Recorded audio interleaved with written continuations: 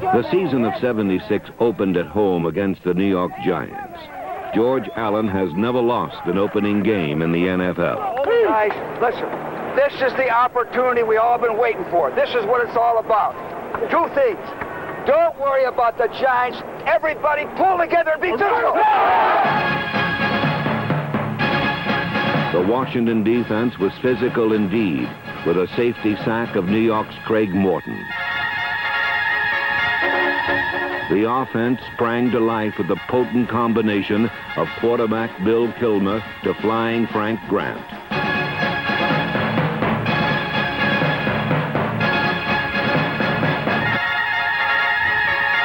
Grant scored on a 50-yard breakaway. Then Kilmer watched as New York came roaring right back in a game with a season's worth of excitement. The Giants had lost 10 straight to Washington, but now they saw a chance to end that infamous streak. Washington lost momentum, then the lead, and finally its quarterback. A deep gash on the bridge of Kilmer's nose seemed to end Redskin hopes. But number 17 has overcome much greater obstacles in his career. Kilmer simply asked to be patched up. Then he went out to add another chapter to his legend.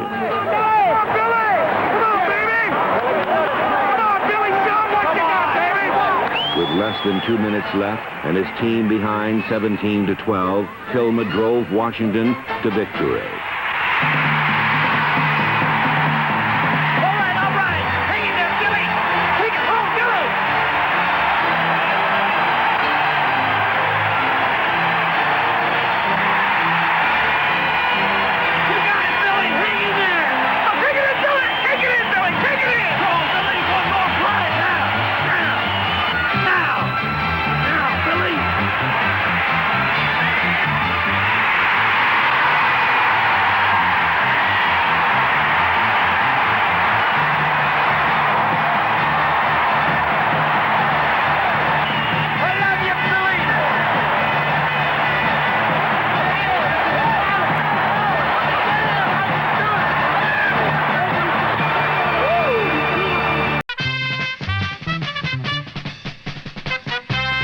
With appropriate color and hoopla, the NFL's 57th season opened with sunny skies and bright hopes in 13 locations around the nation.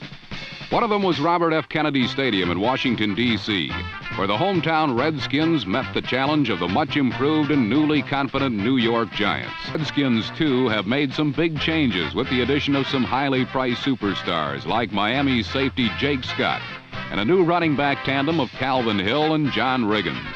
But aside from unending cash reserves, Washington's main ingredient for victory is their coach, irrepressible George Allen. In 10 seasons as a head coach, Allen has never lost an opening game. This fact, coupled with the Giants' dismal past history in games with the Redskins, loomed large as the Washington Redskins met the New York Giants in the NFL Game of the Week. Feels the running game will decide the outcome, plus allow the defense to rest. To do it, he purchased Riggins and Hill to team with Mike Thomas, a devastating troika of setbacks. But in the first quarter, they were eaten up alive by the Giants' swarming defense.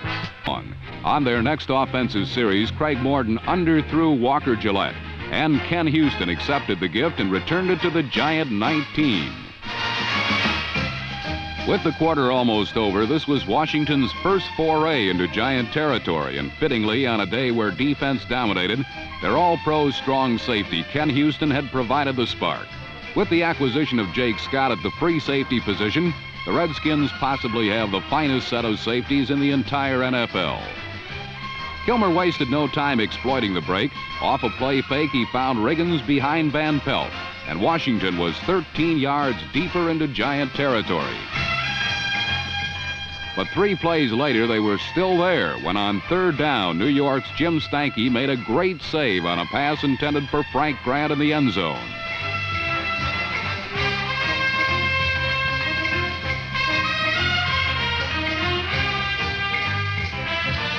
The Redskins, like the Giants, had wasted a great scoring opportunity and were forced to settle for 3 points from Mark Mosley.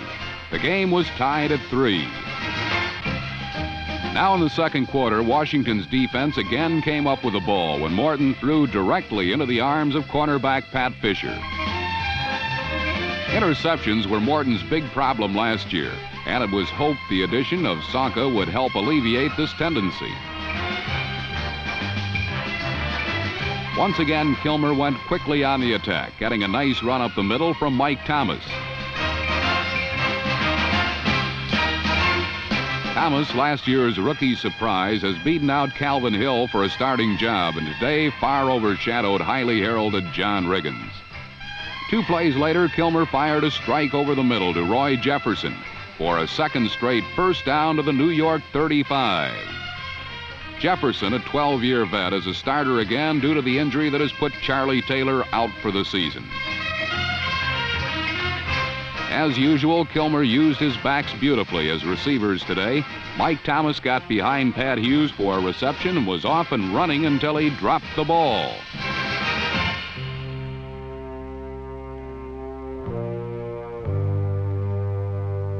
Bobby Brooks recovered Thomas' mistake on the 3-yard line, and Washington's best drive of the day, in fact the best offensive series by either team so far, was wiped out by the fumble.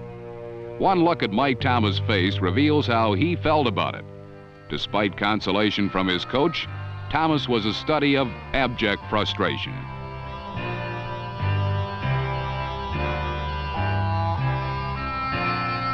Up half 100. But when a penalty forced Morton into 2nd and 17, he went to the air. Walker Gillette looked open, but Jake Scott was vintage Jake Scott.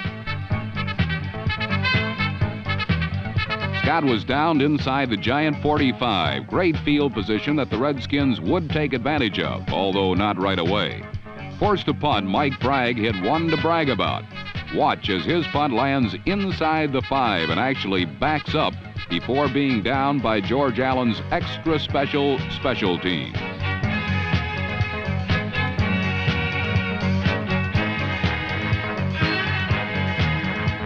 Eddie Brown kept the ball from going into the end zone.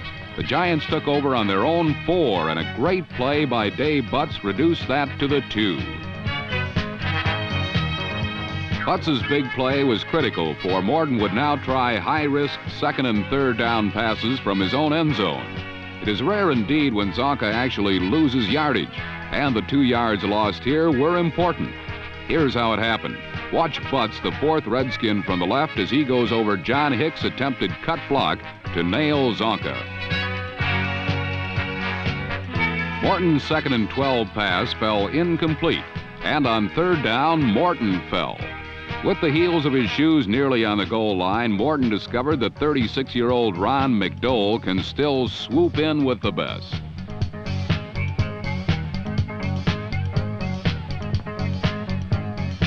The Redskins had 2 points and trailed by the unlikely score of 10-5. And on the next play, after getting the ball on a free kick, Billy Kilmer and Frank Grant got the Redskins their first lead in the game.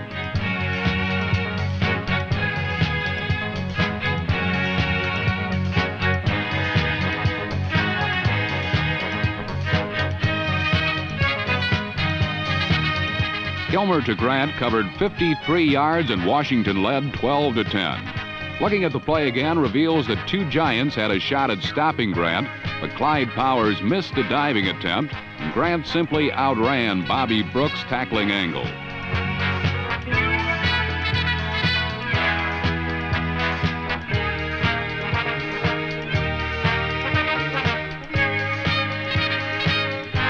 Frank Grant was repeating his 1975 success story. Last season, Grant was a much more than adequate fill-in for Roy Jefferson, who was hobbled much of the season. Its next possession, 1 completion did what 4 on the previous drive could not.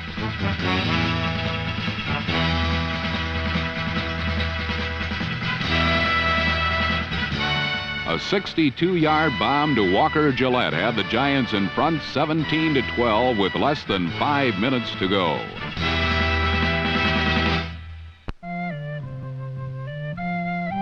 We now begin another remarkable chapter in the Billy Kilmer story. The Redskins were down by 5 with less than 5 minutes to go, and then apparently lost their gutty quarterback on a vicious sack by Dave Gallagher and Jack Gregory. Kilmer would rise ever so slowly from the collision, for the crack of the sack had split open his nose. That he was able to leave the field under his own power is not surprising, for Billy Kilmer has walked away from worse. In 1963, Kilmer was involved in a near-fatal automobile accident, but 1 year later was back playing football. His entire career has been dotted with physical adversity, but Billy Kilmer always comes back. Today would be no exception. On the sideline, trainer Joe Cuso and assistant Bubba Tyer worked quickly to put Kilmer's nose back in its rightful place.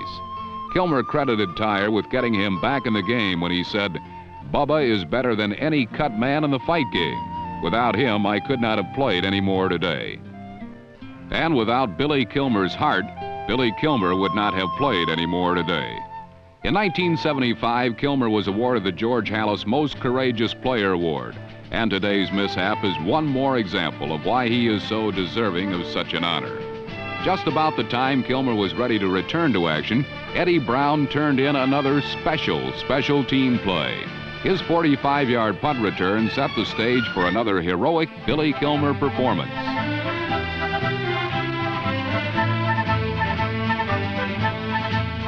Brown set Kilmer up on the Giant 42 with a minute and a half to go. And though the Giants knew he would be passing, and he was constantly harassed, Kilmer hung tough throughout 2 incompletions.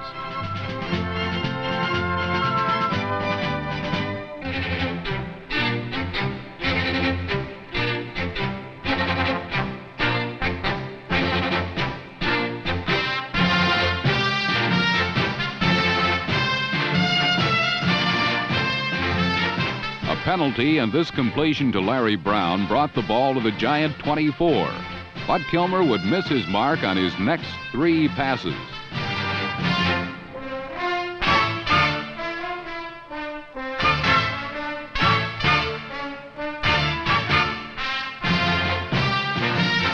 And so the game came down to 1 play. 4th and 10 from the Giant 24 with less than 60 ticks to go.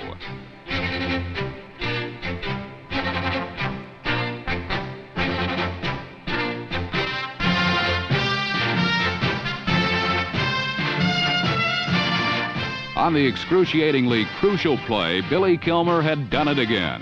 His pass to Roy Jefferson carried to the 5-yard line. And with so much already achieved, it must have been preordained that Kilmer would finish the job. 49 seconds remained as the Giant bench watched the touchdown they must have known was coming.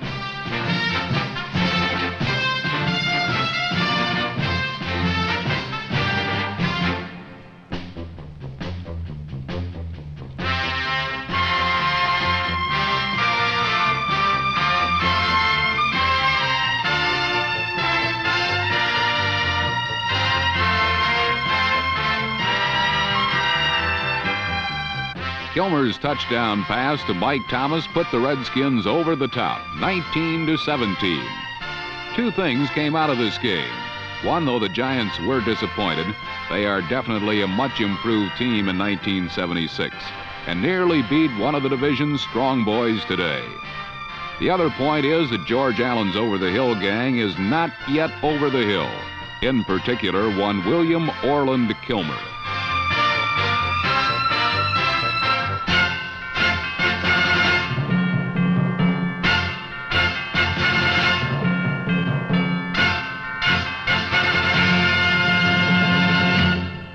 But it was left to the old pros of the Washington Redskins to provide last Sunday's most thrilling moment. Guys, listen, this is the opportunity we all been waiting for. This is what it's all about. 2 things. Don't worry about the Giants. Everybody pull together and be physical. In 10 years of coaching, George Allen has never lost an opening game. But when Craig Morton passed the New York Giants into the lead, Allen's unbeaten streak seemed in jeopardy. Touchdown passes to Walker Gillette and Ray Rhodes, number 82, gave the Giants a 17-12 lead late in the 4th quarter. Washington's chances for victory seemed remote when quarterback and team leader Bill Kilmer was injured and forced to the sidelines. But for Bill Kilmer, there is only one way to leave a football field, and that is as a winner. With his face stitched and bandaged, Kilmer returned to action with 49 seconds left to play and threw a perfect strike to Mike Thomas to win the game for the Redskins.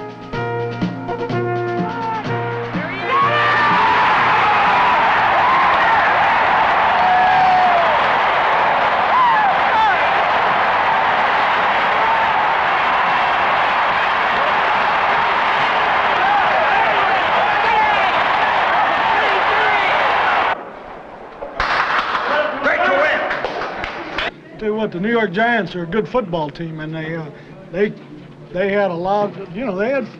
They came here to play and to beat us, and we knew it, and we had to rise to the occasion. I had a feeling all week it might come down to a close game like this, and it was going to matter of who was going to outgut the other guy. I think that the Giants stayed in there, played a great game too, and it was a great game for the fans.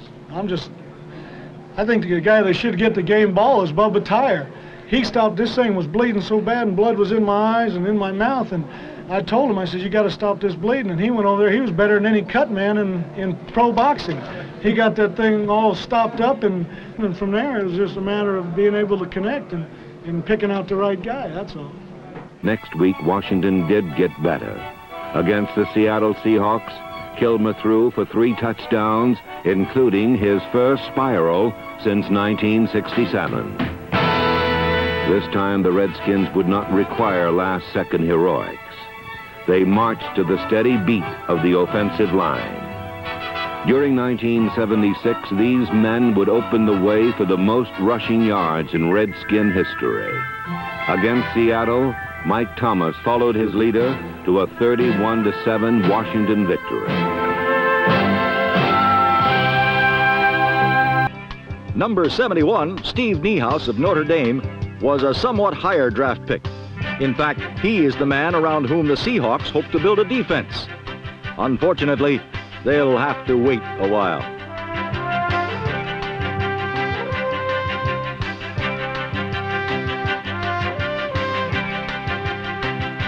Last week, some of the Seahawks needed a helping hand just to stay on their feet. Washington Redskin coach George Allen made sure the over-the-hill gang stayed pointed in the right direction. Number 72, Dyron Talbert, showed how to collapse guard, fullback, and halfback single-handedly, while the fledgling Seahawks at times made matters even easier for the Redskins' wily old defense.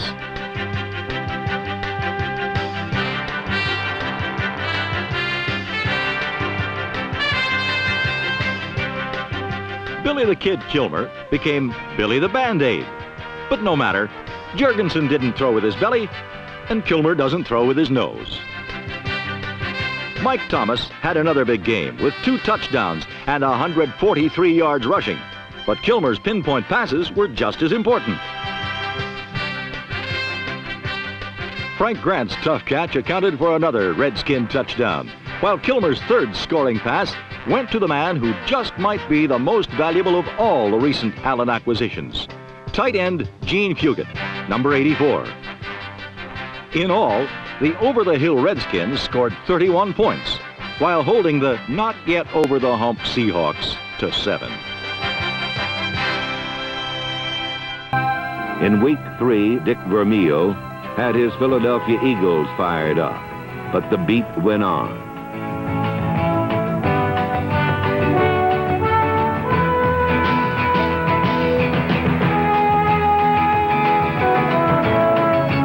While the running game set up a 3rd straight win, Washington had to work overtime. Mark Mosley's kick in sudden death salvaged a victory that did not come without pain. Bill Kilmer was still taking his lumps. A bruised shoulder added to the growing list of ailments which even number 17 couldn't ignore. The third Monday night contest of 1976 was a study in contrast. The veteran Redskins were seeking their 5th playoff berth in 6 years as head coach George Allen went for career victory number 100. On the other hand, Philadelphia, led by rookie head coach Dick Vermeil, was merely seeking respectability.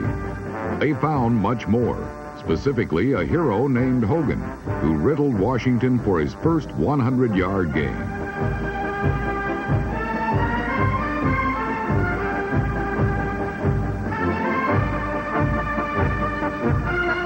But he wasn't alone, as the Eagles' ground attack tallied 252 yards on the night, as the Eagles jumped out to a 10-0 lead. On defense, the Eagles were equally dominating, ravaging Redskin runners and passers alike.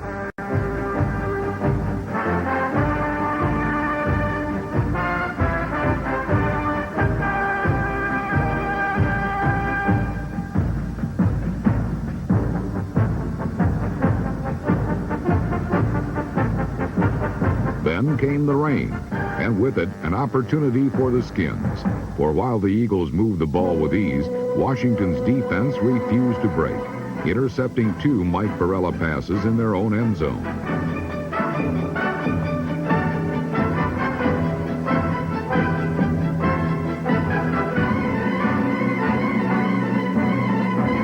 Finally, Redskins linebacker Brad Dusick's Larsenous hands latched onto a loose ball, and Washington's first touchdown.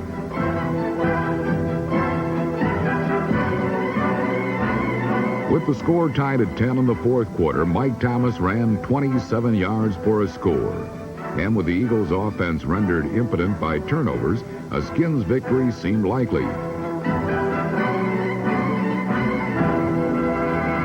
Still, Vermeil's young squad had time for one play and a shot at overtime. One play proved enough.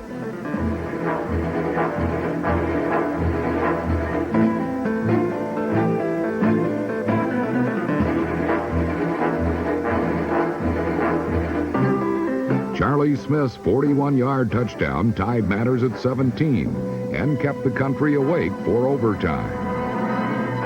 Eagle optimism at the prospect of a second consecutive win vanished, however, when Mike Barella suffered his 5th interception at the hands of Eddie Brown. From there, it took little time for ex-Eagle Mark Mosley to finish the job.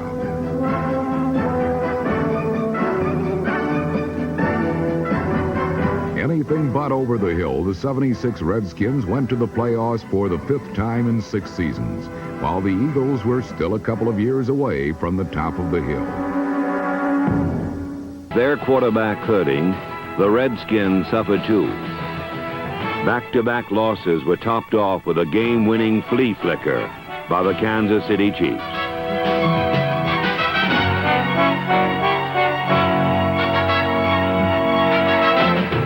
Ever-present critics were quick to predict the season's surrender for Washington's old men. To this, the general said, nuts. On the contrary, Kansas City's opponents do a whole lot of scoring. Last week, former Heisman Trophy winner Joe Theismann tiptoed past beleaguered Chiefs for this touchdown and a first-half lead. But despite their relatively sound offense, the aging Redskin defense has become increasingly vulnerable. And despite their porous defense, the Kansas City air game remains first-rate. Incredibly enough, the Chiefs lead the AFC in passing yardage. Last week, Mike Livingston threw for 324 yards and 2 touchdowns, including this 33-yarder to tight end Walter White.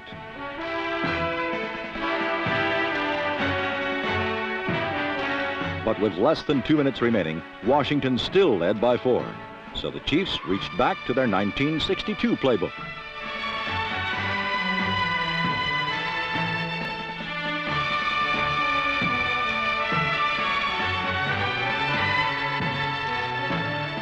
The flea flicker is to football what the Model T is to the nation's highways.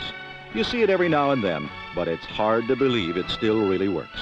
But last week in Washington, the Chiefs made it work for a 33-30 upset victory over the troubled Redskins.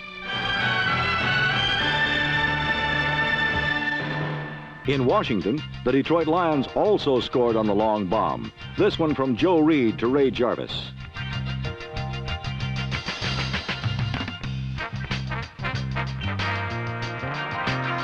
Unfortunately, Detroit was down 20-0 with less than 1 minute left in the game at the time.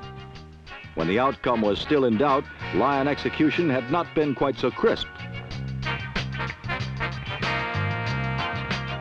In fact, the Detroit offense flirted with disaster all day long, with 5 turnovers and numerous other false starts.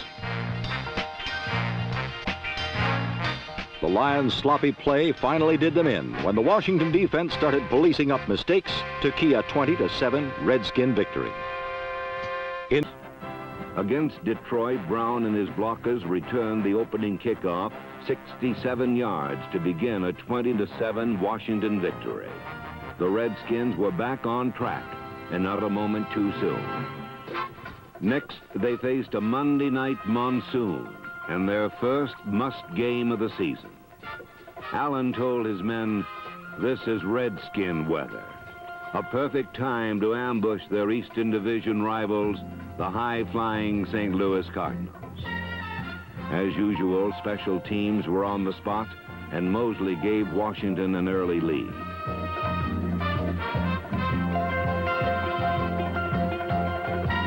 Still, the rains came as the showdown became a wallow through the mire.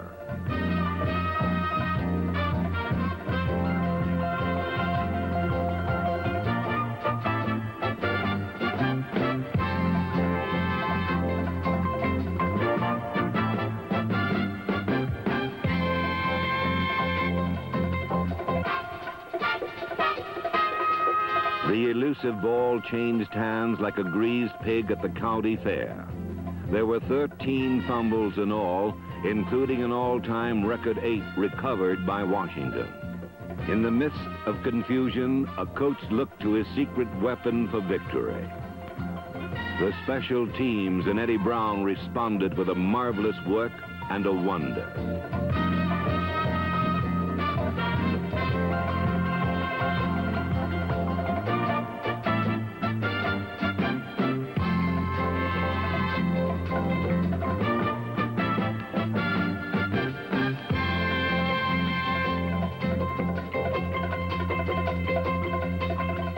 Three men together overcame the elements and St. Louis, as Washington stayed alive in the East and breathed a sigh of relief.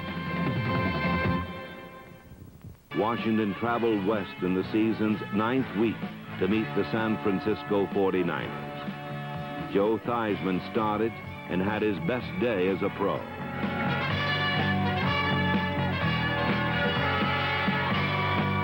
Frank Grant caught 11 passes for 200 yards. Theismann scrambled and threw for over 300 yards. And Gene Fugate caught 3 touchdown passes. Then, with time running out, number 7 held for another game-winning field goal by Mark Mosley.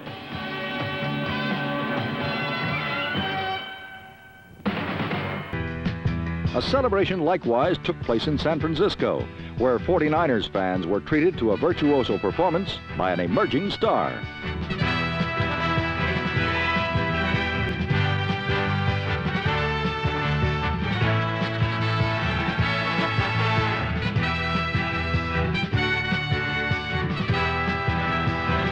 Against the Redskins, third-year pro Delvin Williams enjoyed his finest hour in the NFL, accounting for 279 total yards and 18 points as a runner and pass receiver. An incredible offensive performance.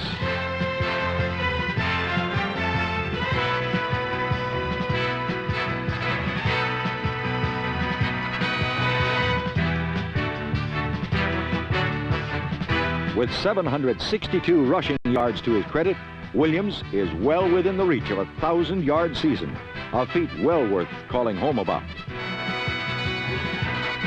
But while Williams rested between exhibitions, another third-year NFLer, Redskin quarterback Joe Theismann, seemed intent on wrestling away the spotlight.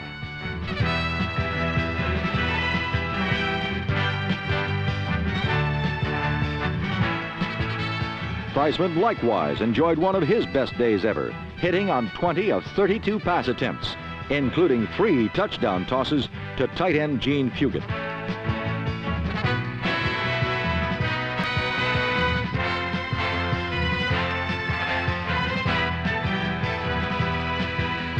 But neither Theismann's air attack nor Williams' ground thrusts could resolve the matter. So late in period 4, Theismann held while Mark Mosley tipped the scale toward the Skins.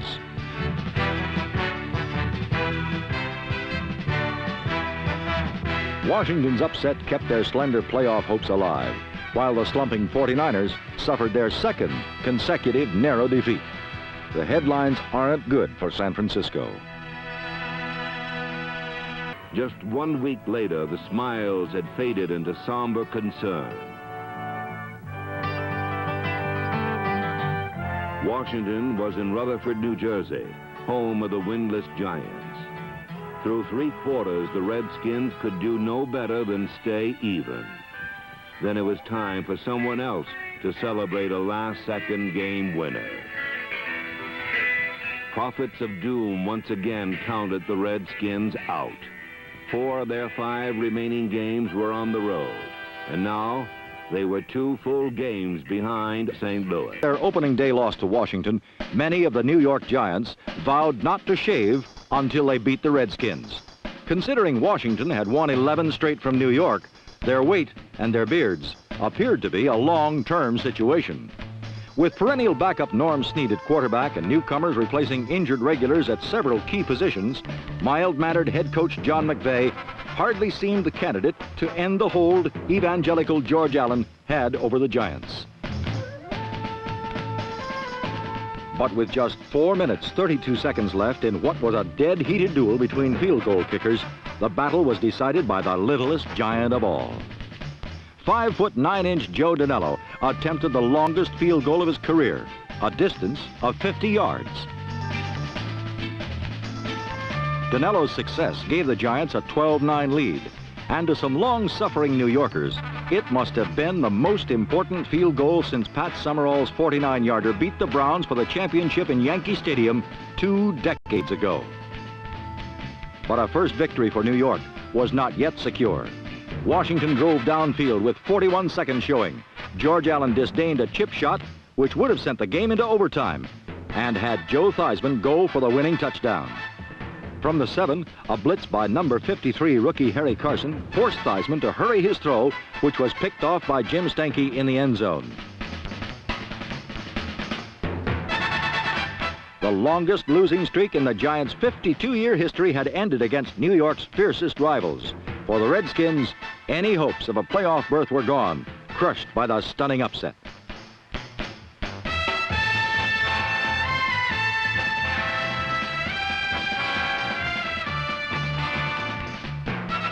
History was made on this Sunday in the Meadowlands of East Rutherford, New Jersey. A first victory in a new stadium, the first in the NFL for new coach John McVay, and the first ever against chief tormentor George Allen. In this season of absurdities for New York fans, the Giants haven't permitted a touchdown for 10 quarters. Unfortunately, their offense hasn't scored one in 18 periods of play.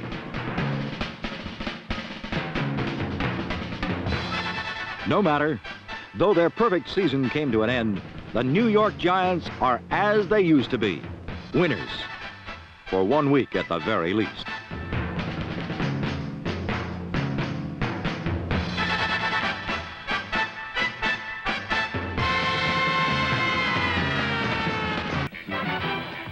In Busch Stadium, the confident Cardinals were sure to eliminate their nemesis once and for all. But someone forgot to tell the Redskins they didn't have a chance. Center Len Hawes and the offensive line blew open huge holes, and Mike Thomas went wild.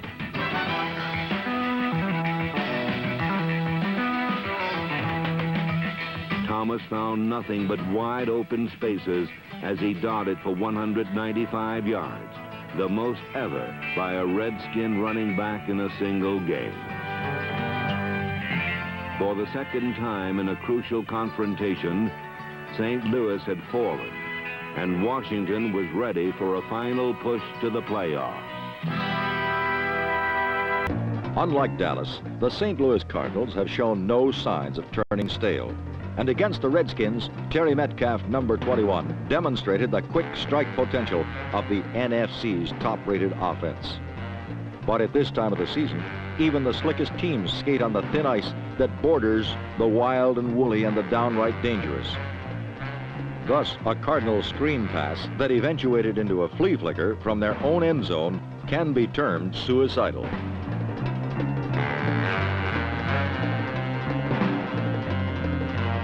However, it was not soft-headed plays, but a solid Redskin defense that denied St. Louis and sacked Jim Hart in crucial situations.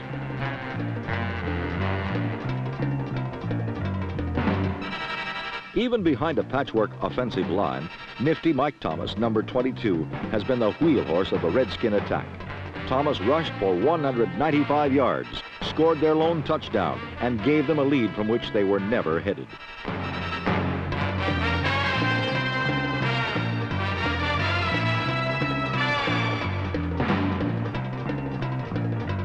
Trailing 16-10, St. Louis made a belated comeback bid on the wings of a Jim Hart pass to Mel Gray.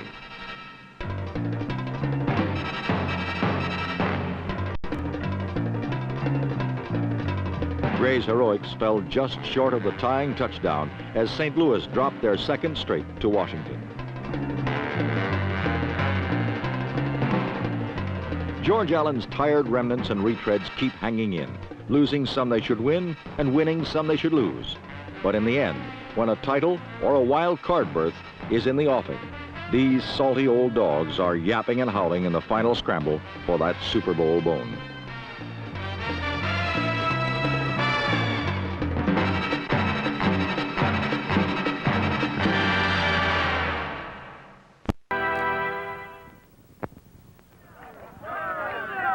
After 11 grueling weeks, it was time to relax and pose for a team picture at Redskin Park. The confident Redskins were ready for the task that lay ahead.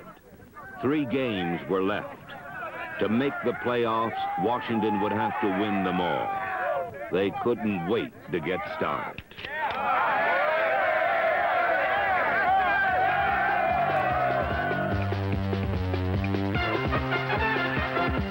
At home against the Eagles, Bill Kilmer was healthy again and back bombing to Frank Grant. While offense was rolling up the score, defensive captain Chris Hamburger, number 55, was playing his favorite game of takeaway in a 24-0 whitewash of Philly. Hail to the Redskin defense. Ever since George Allen arrived in '71, defense has been the cornerstone of 6 consecutive winning seasons. The Redskins set up a summit meeting with Dallas this week by bruising and burying the hapless Jets, 37-16.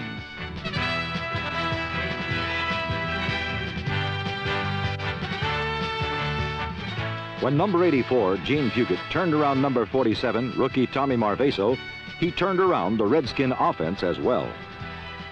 Recently, the smoldering Washington offense has been blistering hot.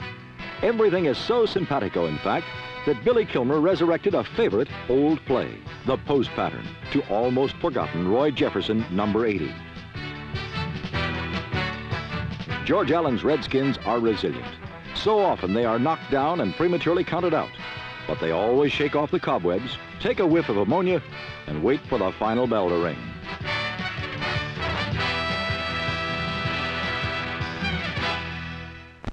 In New York Shea Stadium, 43 men were joined by 2,500 Washington fans. They had traveled to wish their team the very best.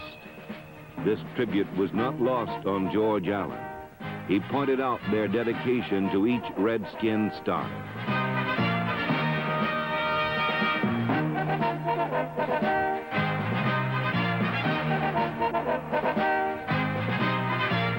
Surrounded by support, Washington towed in and teed off on the unfortunate New York Jets.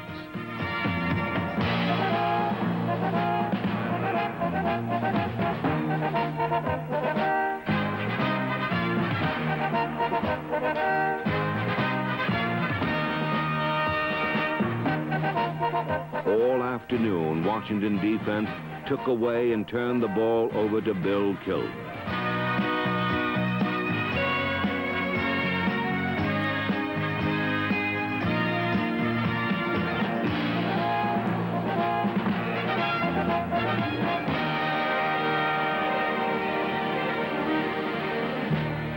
For the running game, Mike Thomas switched to blocking, and former Jet John Riggins took over. This had been a long season for number 44. After a well-publicized signing, Riggins found some rough going. But he never stopped trying, always knowing that his time would come. Now, against his former teammates, he broke loose.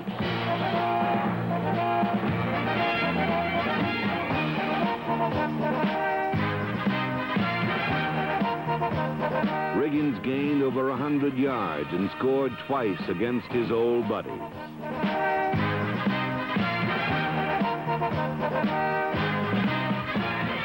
John Riggins was a Redskin now, and the wandering fans celebrated a robust 37-16 Washington victory. One test remained, but first it was time to say thanks and applaud a group of true believers. There's no hiding the fact. Because St. Louis had beaten New York earlier in the day, the Washington Redskins had to whip Dallas or be relegated to a loser's role outside the league's playoff structure for the second straight year. But in the third minute of the third quarter, Roger Staubach passed to rookie wide receiver Butch Johnson for a spectacular touchdown bomb.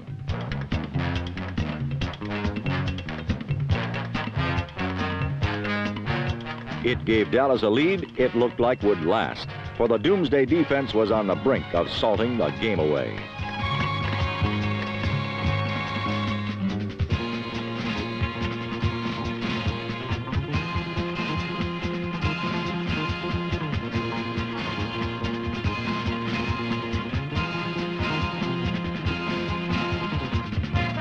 With Doomsday dominating until late in the final quarter, Redskin hopes for the playoffs looked dim. Then, suddenly, Washington stormed 50 yards for a score. The catalyst was number 35, former Cowboy Calvin Hill, a forgotten man until today.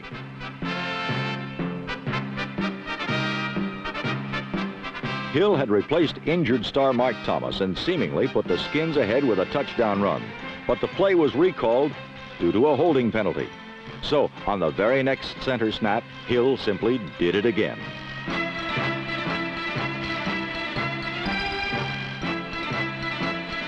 A few seconds later, Dyron Talbert tipped the pass that Dennis Johnson intercepted and took to the Dallas 3.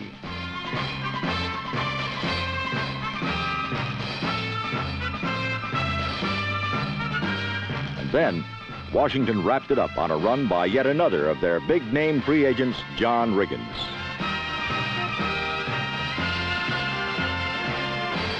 In a 60-second fourth-quarter blitz, Washington had scored 2 touchdowns to defeat Dallas 27-14, and unbelievably for the many critics who had written them off, Washington's over-the-hill gang, not the St. Louis Cardinals, would be the NFC wild card representative in the playoffs.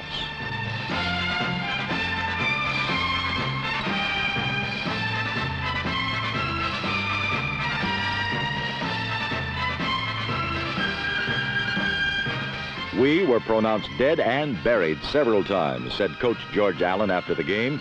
We're supposed to be too old and too slow, but age doesn't mean a thing. We always keep coming back.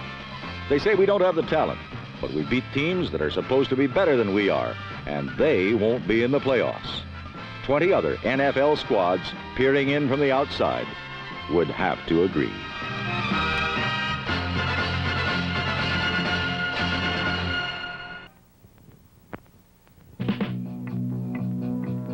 In Dallas, the Washington Redskins approached their 14th game. A win would put them in the playoffs. A loss would end their season. In Texas, Cowboys are called winners, while they reserve another word for Redskins. It was true that Washington had never won in Texas Stadium, and there was no love lost on either side.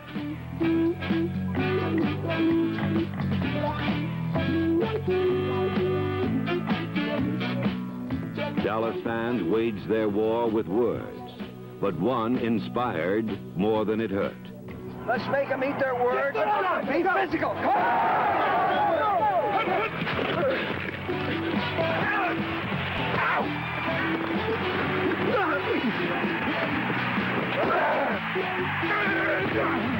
All right, baby, all right! The game was hard fought and dead even until early in the second half. Bill Kilmer spotted a Cowboy blitz and changed his play at the line. Then he prayed for enough time to get the ball away. Kilmer beat the blitz, and Mike Thomas set up a go-ahead score. Come on now. Come on. No mistakes. No mistakes. Concentrate. Concentrate. Punch it in there. This is it. 3-yard line. With the game on the line, an ex-Cowboy waited his chance. Calvin Hill had arrived in Washington eager to play, but Mike Thomas's success kept him on the bench. Still, he stayed ready all year. Now, at the season's most critical point, he was sent in against his former teammate. Allen knew that each man had a part to play, and this was Calvin Hill's moment.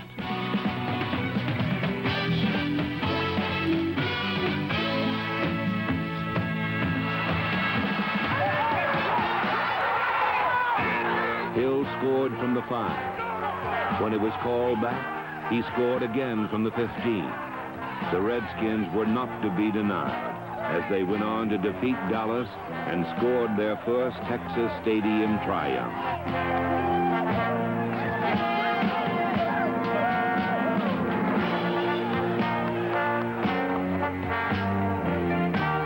It had been a long, hard climb back to the playoffs, but somehow the struggle made final victory taste all the sweeter.